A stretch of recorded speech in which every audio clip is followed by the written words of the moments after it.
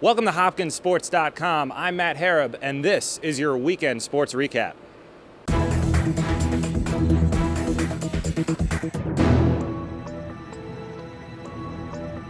In football this week, the Blue Jays improved to 5-0 with a 65-10 victory over Juniata. Now, those 65 points were the fourth highest total in school history. Offensive Centennial Conference Player of the Week, Robbie Mady, completed 23 of his 26 passes for 408 yards, and he threw 6 touchdowns as well. Now, those 408 yards are the fifth highest in school history. He is only the third Blue Jays quarterback to reach that mark. Now, 5 different Blue Jays receivers caught touchdown passes this week. 3 came from Bob DeRazio, who had 108 receiving yards as well.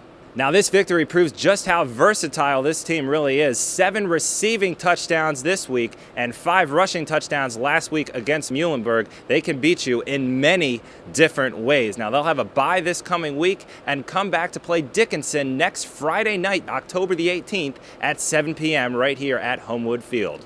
Also worth mentioning, senior strong safety John Arena has been named a semifinalist for the National Football Foundation Scholarship. He has a 4.0 GPA in neuroscience. The recipients will be announced at the end of the month. Men's soccer beat Ursinus on Saturday 3-1. They improved to 4-6-1 on the year. Now, the highlight was Kenny DeStefano. He scored his first 2 goals of the season, the first of which coming in the 17th minute and the last one coming in the second half. Kotaro Mitsuhashi scored the second goal just 11 minutes after DeStefano's. Goalkeeper Matt Paris finished with 4 saves. Hopkins outshot Ursinus 17-8. The Bears only had 1 shot in that first half. It was a dominating first half for the Blue Jays. They'll play Newman College at 7 p.m. right here at home on Wednesday. In volleyball, Hopkins defeated Ursinus 3-1.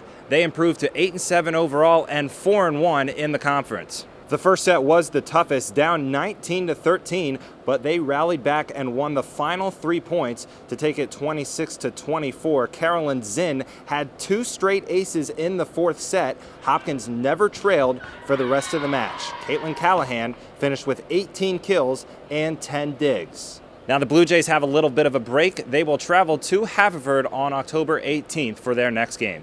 In water polo, the second-ranked Blue Jays picked up 3 wins last weekend in California. One of those victories came against top-ranked Redlands. Hopkins improves to 12-4 on the season.